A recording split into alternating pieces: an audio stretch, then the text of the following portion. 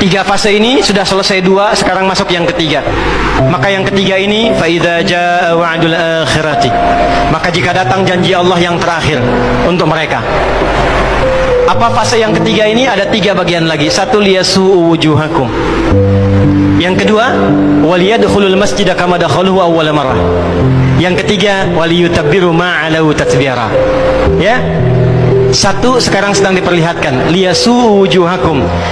Persis sekarang orang-orang itu seperti di era Nabi yang membayangkan hingga bisa ditembus, bentengnya kokoh, intelijennya kuat, sadapannya di mana-mana. Tapi ternyata dunia yang melihat kokoh itu ditunjukkan oleh Allah hanya dengan bahasa mereka. La syirzimatun qalil. Ini bahasanya Firaun. Ini kan cuma ormas kecil, nggak sebanding. Ormas kecil yang nggak sebanding ini ternyata telah bisa mengintersep semua bagian-bagian itu. Dia bisa tembus bentengnya, dia masuk ke dalamnya. Liyasu'u wujuhakum. Tujuannya bukan untuk menunjukkan mereka mampu, bukan, untuk menggugah dunia kalian kemana saja. Yang kalian anggap itu hebat, itu mampu, itu dahsyat, ternyata bisa ditembus, dipermalukan di wajah dunia. Satu, janji Allah tiba. Kedua, waliyadkhulul masjida kama dakhaluhu awwala marrah. Nanti ada fase kedua. Setelah ini terjadi, selesai fase kedua, masuklah ke wilayah Masjidil Aqsa. Kembali lagi milik kita itu. Dihitunglah fasenya 40 tahunan. 1987 fase pertama sekarang berjalan, ditambah 40 berapa? 2027. Itulah fase yang kedua, saat diharapkan paling puncaknya Masjidil Aqsa bisa kembali lagi. Nah, ini bukan main-main, ini bukan main-main. Hitungan fasenya. Antum lihat video viralnya Syekh Ahmad Yasin itu ketika menjelaskan itu.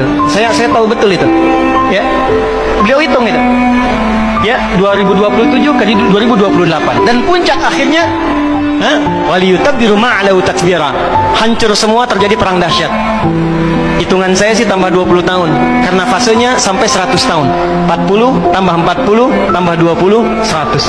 Maka 2037. Silahkan cek orang-orang yang ada menghitung di pertahanan sekarang. Antum tanyakan pada yang di Lemhanas, pada di macam-macam, bagaimana kekuatan dunia pergeserannya. Saya yakin hitungan mereka 2037 terjadi sesuatu yang dahsyat. Gerbangnya sampai 2040, di atas 2040 itulah generasi emas akan muncul. Makanya Indonesia masuk generasi 2045. Itu sudah dihitung 2030 pembukanya. Makanya sekarang punya visi 2030 semua.